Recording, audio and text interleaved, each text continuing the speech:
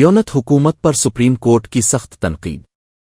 अदालत के फैसले तक कोई भी काम किया गया तो Jim Corbett tiger reserve case 2023 की बुनियाद पर चीफ सेक्रेटरी को मुअत्तल करने का भी हमें इख्तियार हासिल है। वहां दरख्तों को काट कर किया जा रहा है, दोबारा लगाया जा रहा है या नहीं? अब की बनाई गई कमीशन में कोई फॉरेस्ट ऑफिसर मौजूद नहीं तो वहां अफसरान क्यों तैनात हैं? सुप्रीम कोर्ट के जज ने तेलंगाना हुकूमत को हुक्म दिया कि इन तमाम सवालात के जवाबात 16 अप्रैल तक पेश किए जाएं। हैदराबाद शहर में बारिश। शहर में मौसम अचानक तब्दील हो गया। घने बादलों ने आसमान को ढांप लिया। माधापुर, जुबली हिल्स, बंजारा हिल्स, आबिड्स, सेक्रेटरीट, बेगम बाजार और नाम्पली इलाकों में बारिश हुई।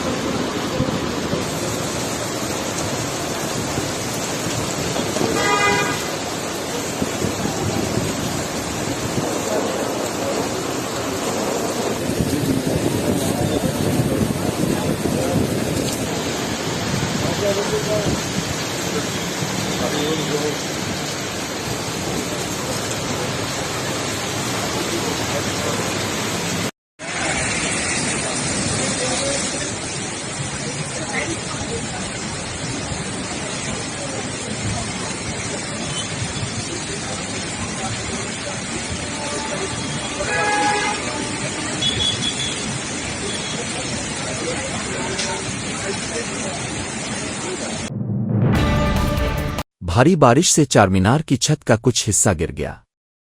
1 घंटे तक जारी रहने वाली भारी बारिश के बाइस चारमीनार मुतासिर हुआ, जिसके नतीजे में एक मीनार का कुछ हिस्सा गिर गया। भाग्य लक्ष्मी अम्मा के मंदिर की जानिब वाले मीनार के ऊपरी हिस्से में कुछ डिजाइन नीचे गिर गए।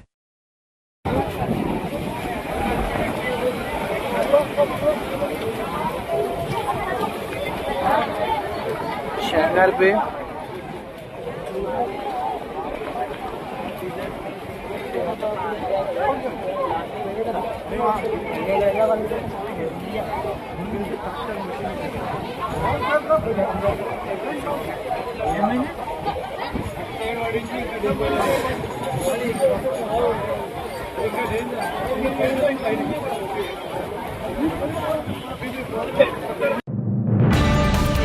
बीआरएस लीडर के टीआरकी की 400 एकड़ जमीन खरीदने वालों को वार्निंग। बीआरएस के सीनियर लीडर के टी रामाराव के टीआर ने एक अहम बयान देते हुए कि 400 एकड़ जमीन के खरीदारों को सख्त वार्निंग दी है।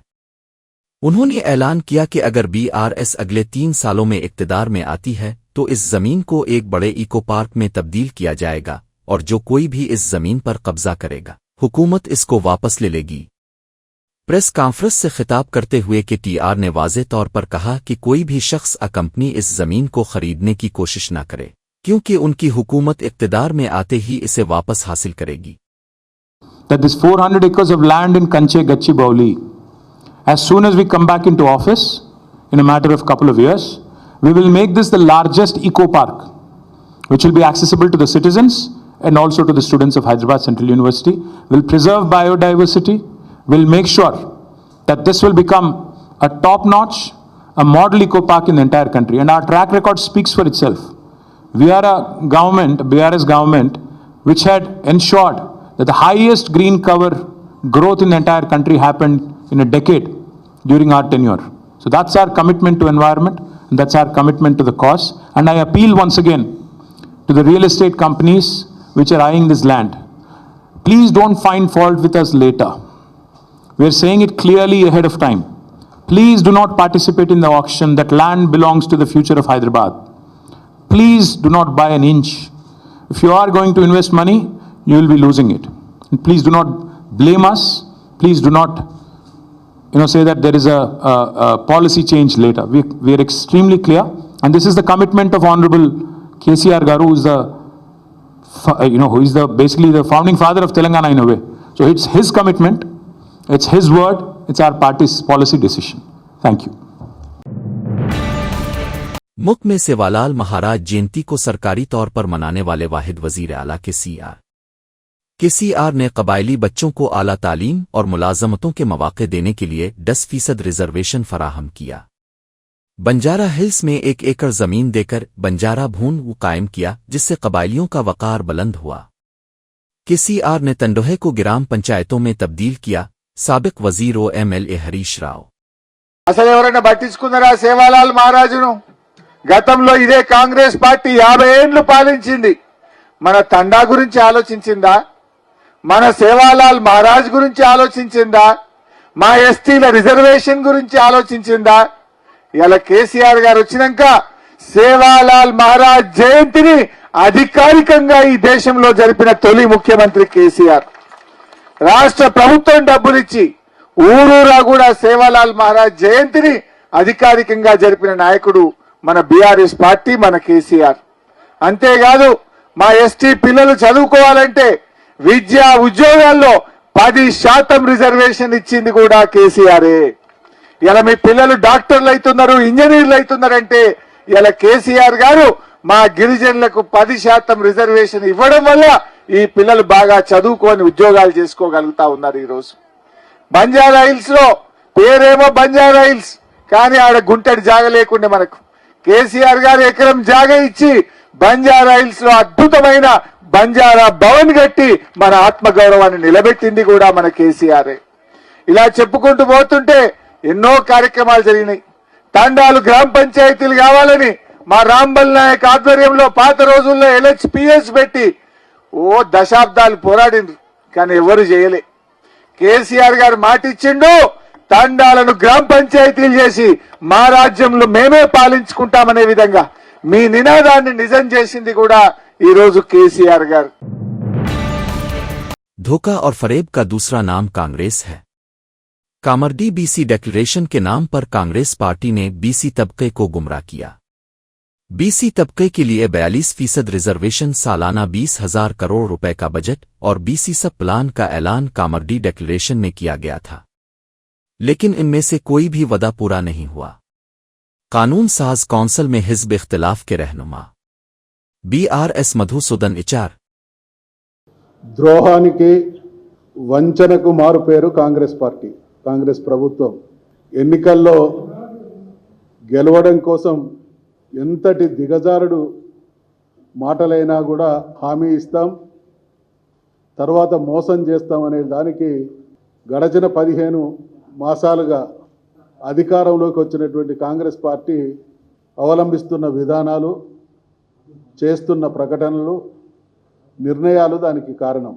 కామారెడ్డి డిక్లరేషన్ పేరిట బీసీలకు వలవేసి ఓట్లు రాబట్టుకొని అధికారం చేజిక్కించుకున్న తర్వాత జరుగుతున్నటువంటి పరిణామాలను కనుక ఒక్కసారి నెమరు వేసుకుంటే 42% రిజర్వేషన్లు ముమ్మాటికి బీసీలకు అమలు చేసి తీరుతామనేటువంటి హామీ ఇవ్వడం జరిగింది.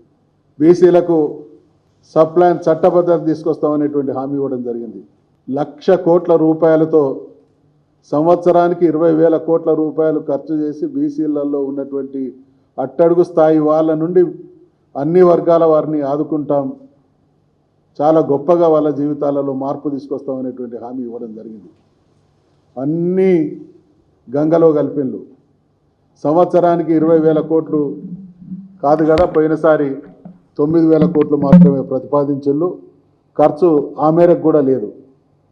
ఈ సంవత్సరం బడ్జెట్లో 11,000 కోట్లు ప్రతిపాదించిళ్ళు. కేటాయింపులు, ఖర్చులు సమయం గడిస్తే కానీ తెలియదు. చట్టబద్ధత ఊసే లేదు. కోర్టులు తెలంగాణలో ఉన్నటువంటి బీసీ కుల సంఘాలన్నీ తీవ్రమైనటువంటి ఒత్తిడి తీసుకొస్తే కోర్టు కూడా దాని విషయంలో తప్పుపడితే బీసీ కులగణన లేదా రిజర్వేషన్ల విషయంలో ఒక అడుగు ముందుకేసి కొంత కార్యక్రమం చేసింది. చేసిన కార్యక్రమం కూడా అంతా తప్పుల తడకే. ఈరోజు మరి మేమందరం కూడా మొన్న ఇటీవల జరిగినటువంటి శాసనసభ శాసనమండలి సమావేశాల్లో బీసీ బిల్లును తీసుకొస్తే ఏ పార్టీ కూడా దాని हैदराबाद सेंट्रल यूनिवर्सिटी की जमीन के तनाज़े पर बीआरएस राज्यसभा एमपी विदराजू रविचंद्र ने पार्लियामेंट में आवाज उठाई। बीआरएस के राज्यसभा एमपी विदराजू रविचंद्र ने जमीन तनाज़े पर राज्यसभा में सख्त एहतजाज दर्ज कराया। उन्होंने कहा कि 400 एकड़ के सरसब्ज जंगलाती इलाके को तबाह किया जा रहा है, जो कि माहौलियाती तवाज़ुन के लिए एक बड़ा खतरा है। रविचंद्र ने मरकजी हुकूमत से अपील की कि वो फौरी तौर पर मुदाखलत करे और माहौलियाती तहफ़्फ़ुज़ के लिए ज़रूरी इक़दामात करे। उन्होंने इल्ज़ाम लगाया कि जंगलाती ज़मीन पर गैर कानूनी कब्ज़े और तामीराती सरगर्मियों के सबब फितरत को शदीद नुकसान पहुँच रहा है। Raju, please ask your supplementary. Yes, please. I ask. No.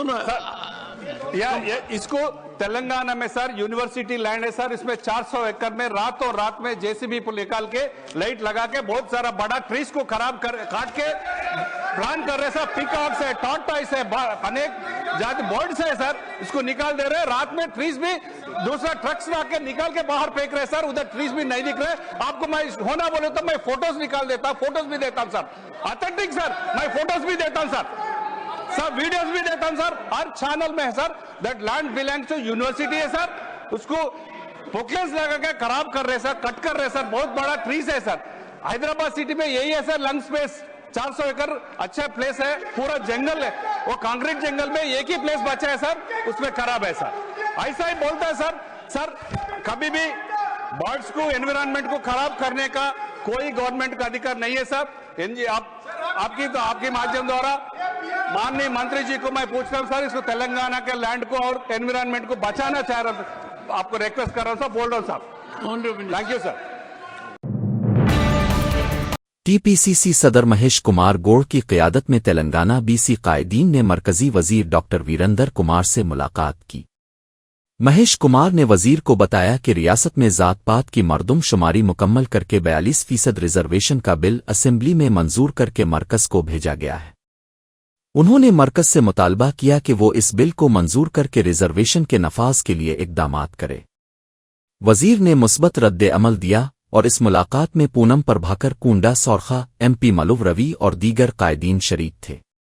ముస్లిం సాకుతో యావత్ దేశంలో ఉన్నటువంటి బీసీని, ముఖ్యంగా తెలంగాణ బీసీని అన్యాయం చేసే దిశగా బీజేపీ ప్రయత్నం చేస్తూ ఉంది.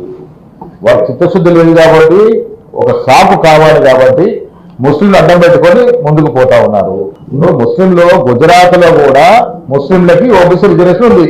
ప్రధానమంత్రి గారు 3 సార్లు ముఖ్యమంత్రిగా చేసిన గుజరాత్ రాష్ట్రంలో ఓబీసీలకు రిజర్వేషన్ ఇస్తా ఉన్నారు గత 50 ఏళ్లుగా. ఈ మాట ఎవరు ప్రధానమంత్రి గారు చెప్పారు, వీడియోలో ఉంది, ప్రధానమంత్రి గారు చెప్పారు ఈ వీడియోలో।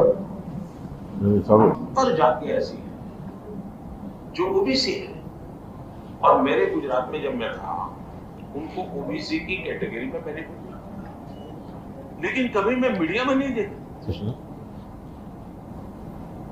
ఏమంటారు, దాదాపు 70 తెగలు ముస్లింస్ లో ఉన్నాయి, మా గుజరాత్ లో వారు రిజర్వేషన్ ఫలాలు అందుకుంటూ ఉన్నారు, నేను ముఖ్యమంత్రిగా చేసిన సమయంలో వాళ్ళకి అందుతా ఉన్నాయి, కానీ నేను ఎప్పుడు ప్రచారం చేసుకోలేదని మాట చెప్పారు. అంటే వారు గుజరాత్ లో ముస్లింలకి రిజర్వేషన్ ఉండొచ్చు, తెలంగాణ ముస్లింలకు మాత్రం ఉండకూడదు, వారి ఉద్దేశం అది. ప్రతిసారి కూడా కులాన్ని మతాన్ని అడ్డం పెట్టుకొని రాజకీయాలు చేస్తూ పబ్బం గడుపుతా ఉన్నారు. వాళ్ళకి అదృష్టం ఏంటంటే ఇంకా దేశ कि टीआर अभी भी इक्तदार में होने के भरम में है। अवाम अब की गई तबाही को मुआफ करने की हालत में नहीं है। बीआरएस न सिर्फ 3.5 साल बल्कि 30 साल तक भी हिज़्ब इख्तिलाफ में रहेगा। 3.5 साल बाद जमीनें वापस लेने की बात कर रहे हो, मगर 15 महीने पहले ही अवाम ने तुम्हारा इक्तदार छीन लिया था, क्या ये भूल गए? కల్వకుంట్ల తారక రామారావు పిచ్చి ముదిరి ఇంకా తెలంగాణ రాష్ట్రంలో వాళ్ళ నాయననే ముఖ్యమంత్రి, వాళ్ళే అధికారంలో ఉన్నారని ఒక భ్రమలో మాట్లాడుతుండు. ఈ రోజు నువ్వు చేసిన ఒక విధ్వంసానికి, నీ కుటుంబం చేసిన ఒక విధ్వంసానికి తెలంగాణ రాష్ట్ర ప్రజలు 15 నెలల క్రితమే మీకు బుద్ధి చెప్పడం జరిగింది. 3 ఏళ్లలో అధికారంలోకి వస్తామంటారు. 3 ఏళ్లు కాదనైనా 30 ఏళ్లైనా తెలంగాణ రాష్ట్రానికి మీరు చేసిన ఒక విధ్వంసానికి ప్రజలు మిమ్మల్ని క్షమించే పరిస్థితే లేదు. నీకు కవితకి హరీష్ రావుకి మధ్యలో ఉన్న ఒక అంతర్గత పోరుకి అసత్య ప్రచారాలు హైదరాబాద్ సెంట్రల్ యూనివర్సిటీ గురించి చేసి రాజకీయ లబ్ధి పొందే ప్రయత్నం నువ్వు చేస్తున్నావు. ప్రభుత్వ భూముల్ని ప్రైవేటు వ్యక్తులకి కట్టబెట్టిన చరిత్ర నీది, నీ కుటుంబానిది, నీ ప్రభుత్వానిది. ప్రభుత్వ భూముల్ని ప్రైవేటు వ్యక్తుల దగ్గరికి వెళ్లి తీసుకొచ్చిన చరిత్ర మా గౌరవ ముఖ్యమంత్రి రేవంత్ రెడ్డి గారిది, కాంగ్రెస్ ప్రభుత్వానికి. గతంలో ఎంతో మంది ముఖ్యమంత్రులు చెయ్యలేంది ఆ 400 ఎకరాల ప్రభుత్వ భూమిని ప్రైవేటు వ్యక్తుల దగ్గరికి వెళ్లి న్యాయపరంగా కొట్లాడి తీసుకొచ్చింది గౌరవ ముఖ్యమంత్రి రేవంత్ రెడ్డి గారు. దాన్ని జీర్ణించుకోలేక, తట్టుకోలేక నీ పార్టీలో ఉన్న ఒక మంత్రివర్గంలో ఉన్న కొంతమంది మంత్రులు ఆనాటి మంత్రుల భూములు కూడా గుంజేసుకుంటున్న ఒక భయంతో, నీ కడుపు నిండలేని ఒక కడుపు మంటతోటి నోటికొచ్చినట్టు మాట్లాడుతున్నావు. అటవీ భూములని గుంజుకున్న చరిత్ర మీది.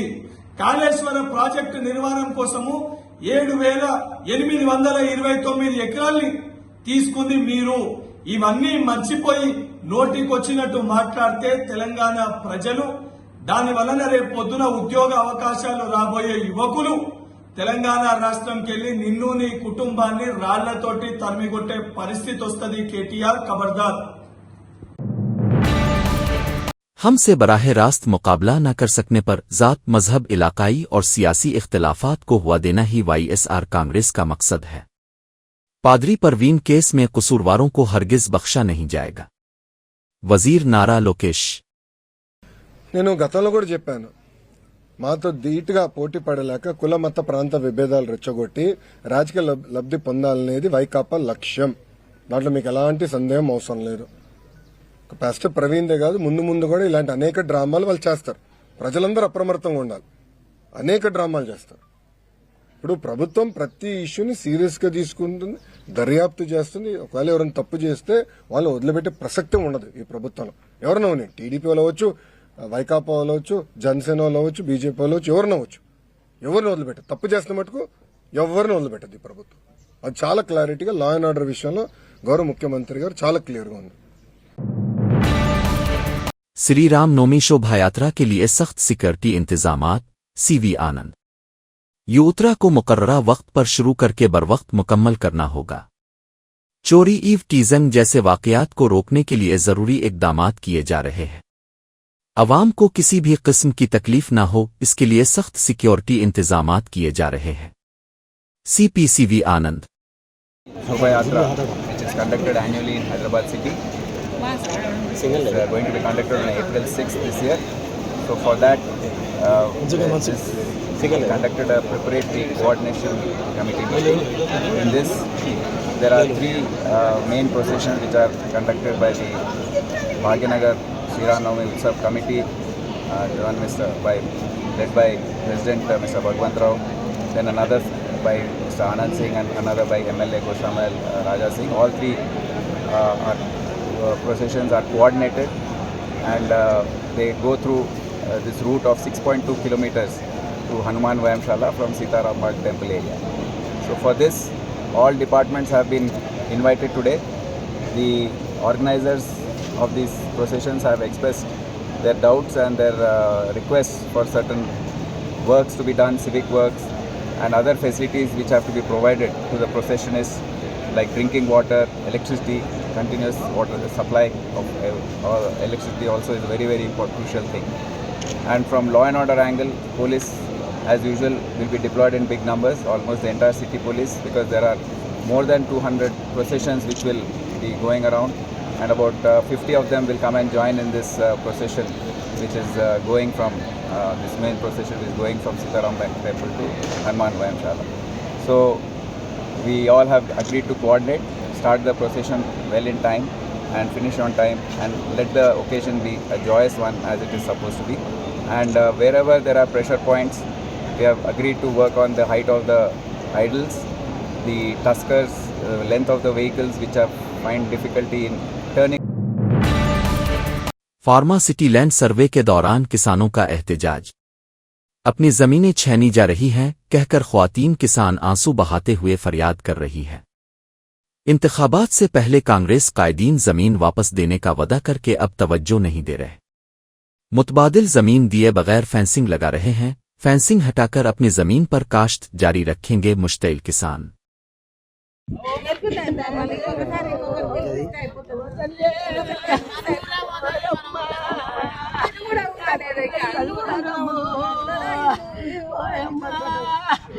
బిడ్డల కూడా నేర్పలేదమ్మా నేను అమ్మా అసలుగా పెట్టాము అమ్మా జీవాలగా పెట్టాము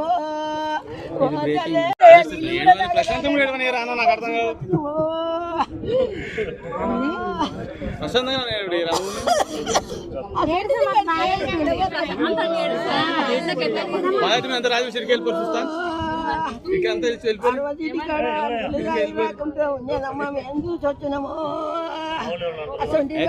ఊరు ఉంటుంది ఇంత బయట ఊరు ఎంత కష్టపడి ఇల్లు కట్టుకున్నాడమ్మో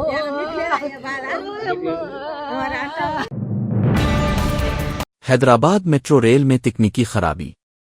मियापुर से एलबी नगर जाने वाली metro train assembly metro station के करीब तकनीकी खराबी की वजह से अचानक रुक गई। ट्रेन 15 मिनट से ज्यादा वक्त तक वहीं रुकी रही, जिसकी वजह से मुसाफिरों को शदीद मुश्किलात का सामना करना पड़ा। मुताद्दिद मुसाफिर खुसूसन दफ्तर जाने वाले और तलबा परेशान नजर आए क्योंकि वो मेट्रो हुक्काम की जानिब से अपडेट का इंतजार कर रहे थे।